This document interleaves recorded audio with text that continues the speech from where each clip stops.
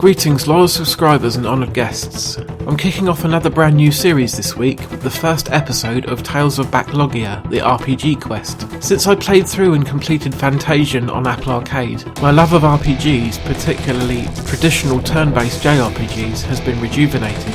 Over the coming months, I shall be playing through a number of games that I have in my collection that I've been meaning to get around to for quite some time, but have never quite managed it for one reason or another.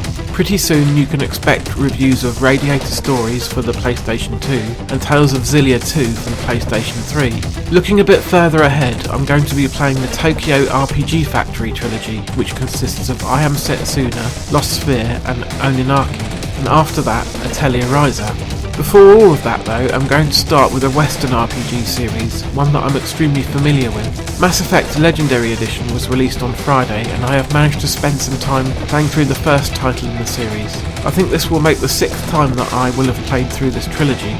I managed to get through the opening section on Eden Prime, explore the Citadel for a few hours, complete the first main mission on Noveria, and try out some of the side content in the Mako. I definitely don't have a clear enough picture of the whole remastered trilogy to give you my final opinion just yet, but I have seen enough to share some early thoughts with you, good and bad.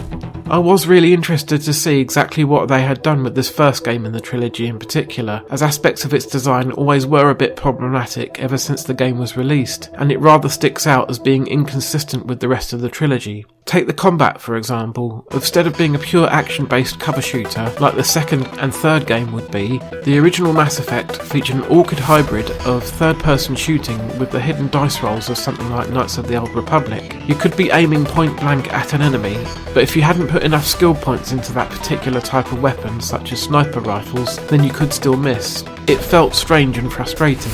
I'm pleased to say that this is one aspect that this remaster has mostly got right, though it still isn't perfect. The game does feel much more in line with the sequels now, but I sometimes had trouble getting into cover reliably in places where you should definitely be able to. I also had a few problems where enemies could just swarm at you and overwhelm your party if you weren't careful. My squad mates kept getting knocked down really easily, but luckily I could use the Unity skill to revive them, and Medigel is also quite plentiful in the early stages of the game. With a bit of caution I was able to make progress. Although melee has now been given its own button instead of just happening in context when you're close up to an enemy, it still doesn't feel particularly natural to use. I found it very hard to actually make contact with enemies whenever I tried to use it, which was annoying. The other main part of the game that EA are making sure everyone is aware that they've improved is the Mako, which didn't feel all that different to me really.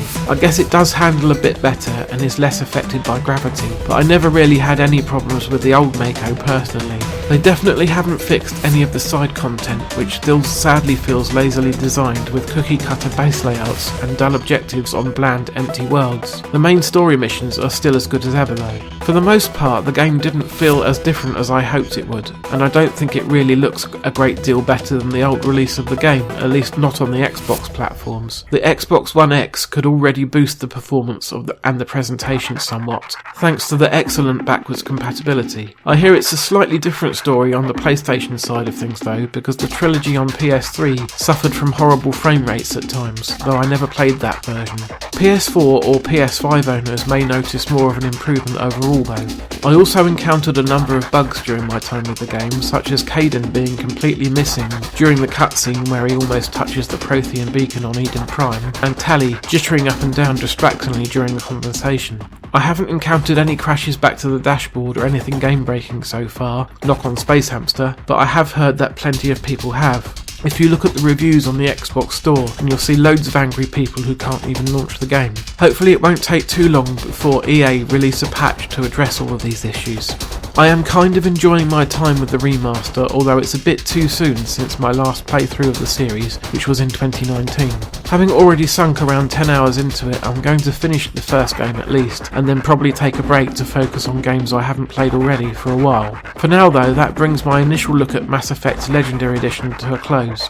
If you enjoyed this video, then please leave a like, consider subscribing to the channel, drop a comment and share on social media. Next week I have another episode of Cover Takes Chaos Zapped, and I may be ready with my first proper RPG review the week after, but it's a bit too soon to say, so I may have something else for you instead. See you again on the next video, and in the meantime, take care.